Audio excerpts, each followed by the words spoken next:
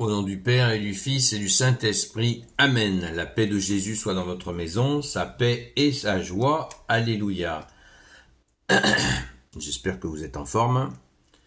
Nous lisons le Saint-Évangile selon Saint Matthieu, chapitre 7, versets 21 à 29. Que ta parole, ô Jésus, entre dans mon esprit, que ma bouche proclame ta parole et que mon cœur l'accueille. Amen. Alléluia. Sois béni, Jésus, dans tes anges et dans tes saints. Amen.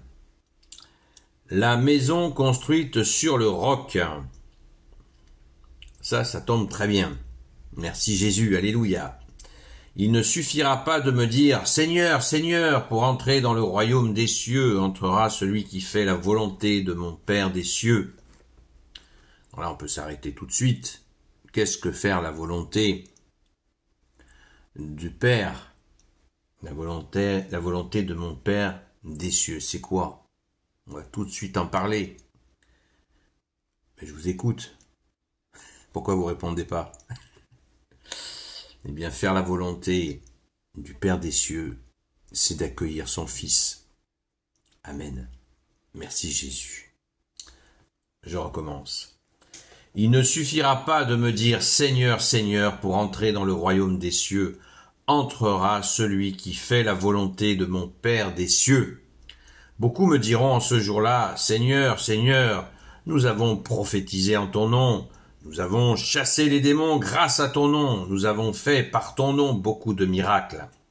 Mais alors, je leur dirai en face, je ne vous ai jamais connu, éloignez-vous de moi, vous qui travaillez pour le mal. C'est pourquoi si quelqu'un écoute mes paroles que voilà et les met en pratique, on pourra dire de lui, voici un homme avisé qui a bâti sa maison sur le roc. L'averse est tombée, les torrents sont venus et les vents ont soufflé. Ils se sont jetés sur cette maison, mais elle ne s'est pas écroulée, car elle était fondée sur le roc. Par contre, si quelqu'un écoute mes paroles que voilà et ne les met pas en pratique, on pourra dire de lui, voici un homme sans cervelle qui a bâti sa maison sur le sable. L'averse est tombée, les torrents sont venus et les vents ont soufflé. Ils se sont jetés sur cette maison et elle s'est écroulée. Ce fut un vrai désastre. Quand Jésus termina ce discours, son enseignement avait beaucoup frappé les foules. C'est qu'il les enseignait avec autorité et non pas comme leur maître de la loi. Amen. Alléluia. Alléluia. Merci Jésus. Qu'est-ce que c'est que cette histoire qu'il y en a qui seront rejetés par Jésus croyant qu'ils l'ont servi? Qu'est-ce que c'est que cette histoire? Et oui, c'est la volonté du Père, je vous l'ai dit au début, c'est que nous accueillons le Fils. Et que l'orgueil peut utiliser au nom de Jésus je te guéris, au nom de Jésus je fais ceci, au nom de Jésus lève-toi et marche, au nom de Jésus, blablabla. C'est pas vrai, t'es pas avec Jésus, t'es avec ton orgueil. C'est pas Jésus qui te donne des capacités de faire ceci ou cela, c'est ton orgueil, c'est ton délire. Je ne vous connais pas, éloignez-vous de moi. Pire que ça, je ne vous ai jamais connu, éloignez-vous de moi, vous qui travaillez pour le mal. Combien d'assemblées évangéliques sont concernées par cette parole? Au nom de Jésus, je déclare ceci, au nom de Jésus, je fais cela. C'est extrêmement grave. Dans l'Église catholique, nous sommes un petit peu à l'abri de cela. Grâce aux prêtres qui apportent une stabilité, une sagesse dans bien des domaines. Mais hélas, le renouveau charismatique a débordé un peu sur ce mimétisme évangélique. Donc, attention à ne pas tomber dans ce piège qui consiste à ordonner les choses. Au nom de Jésus, je déclare ceci. Au nom de Jésus, je te libère des démons. Ça marche pas comme ça. Ça marche pas comme ça. Et Jésus met en garde contre cela. Nous avons prophétisé en ton nom. Non, non. Nous avons chassé les démons grâce à ton nom. Non, non. Nous avons fait par ton nom beaucoup de miracles. Non, non. Donc la question qui se pose immédiatement, c'est que les prophétisations, la chasse aux démons et puis les miracles, eh bien, qui c'est pas toi Jésus qui les fait, qui sait? Eh bien c'est le grand illusionniste, celui dont Jésus a dit qu'il est le prince du mensonge, le mauvais, l'ennemi des âmes. C'est pas compliqué, hein.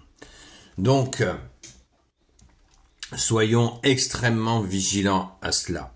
Extrêmement vigilants à cela. Car l'orgueil peut se saisir de notre foi et effectivement, on ne roule plus pour Jésus, on roule pour nous-mêmes, pour notre apparence, pour notre style. On le voit tant de fois. Personnellement, je l'ai vu tant de fois.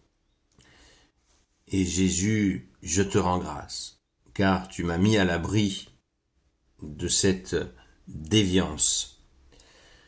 Je l'ai vu, je l'ai observé, et à chaque fois j'avais toujours ce même sentiment de malaise.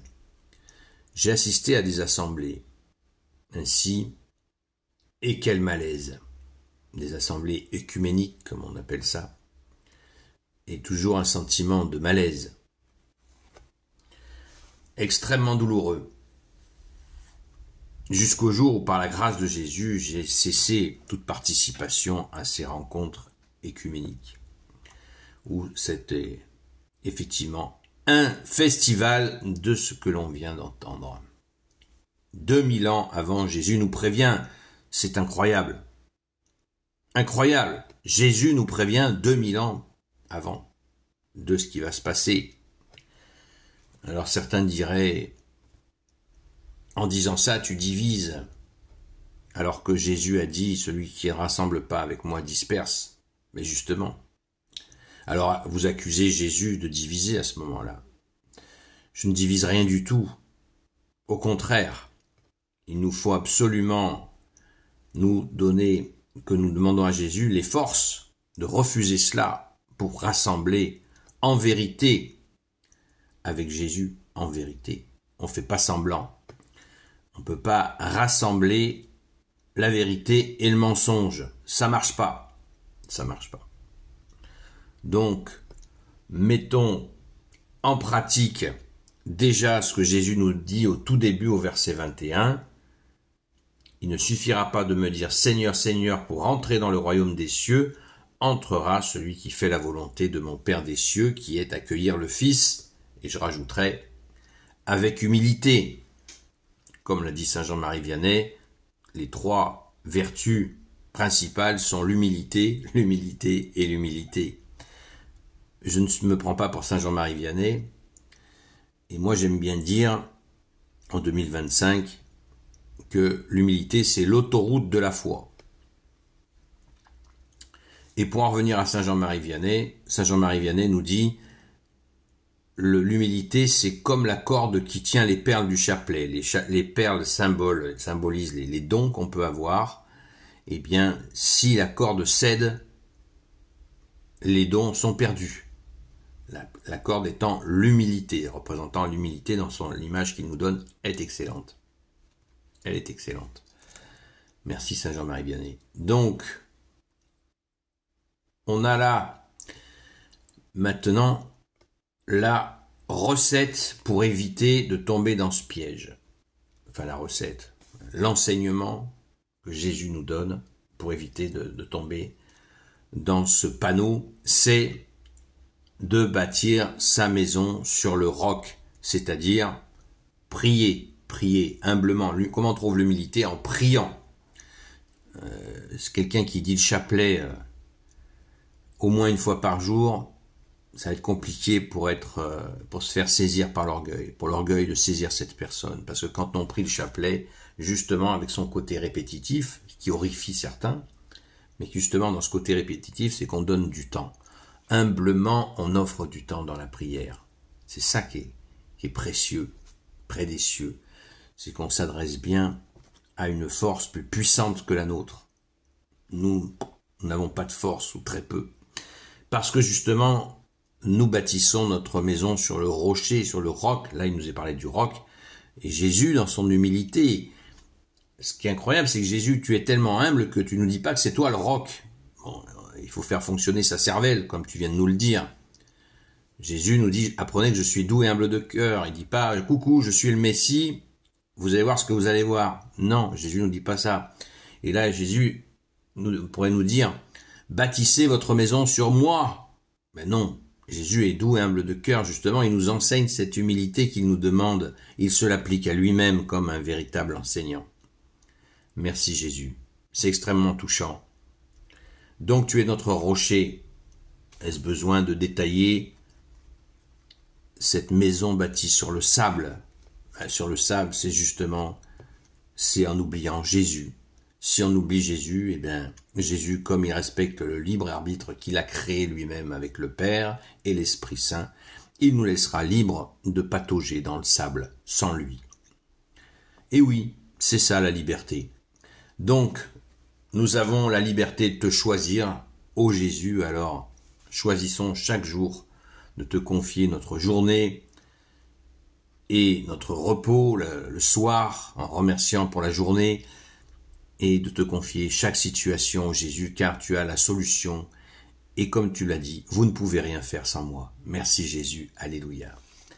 Gloire soit au Père et au Fils et au Saint-Esprit, maintenant et toujours et pour l'éternité. Amen. Ô Jésus, toi qui peux tout et qui porte tout, toi le Sauveur, toi l'Emmanuel, je te confie toutes celles et ceux qui regarderont cette vidéo, ainsi que leurs proches, selon ta seule volonté, ô Jésus. Sainte Marie, Reine des cieux, toi l'Immaculée Conception, toi qui écrases le serpent, toi qui as la lune sous tes pas, toi notre Mère, Notre-Dame, Saint Joseph, toi le juste et le saint, toi le sage, toi la terreur des démons, toi le saint gardien de la Sainte Église catholique apostolique, Sainte Marie-Madeleine, notre chère sainte patronne, et vous tous les saints et saintes, amis de toi Jésus, Saint Michel Archange, Saint Gabriel Archange, Saint Raphaël Archange, et vous tous les anges qui te servent au Jésus, je vous confie toutes celles et ceux qui regarderont cette vidéo, ainsi que leurs proches, selon ta seule volonté au Jésus. La paix de Jésus soit dans votre maison.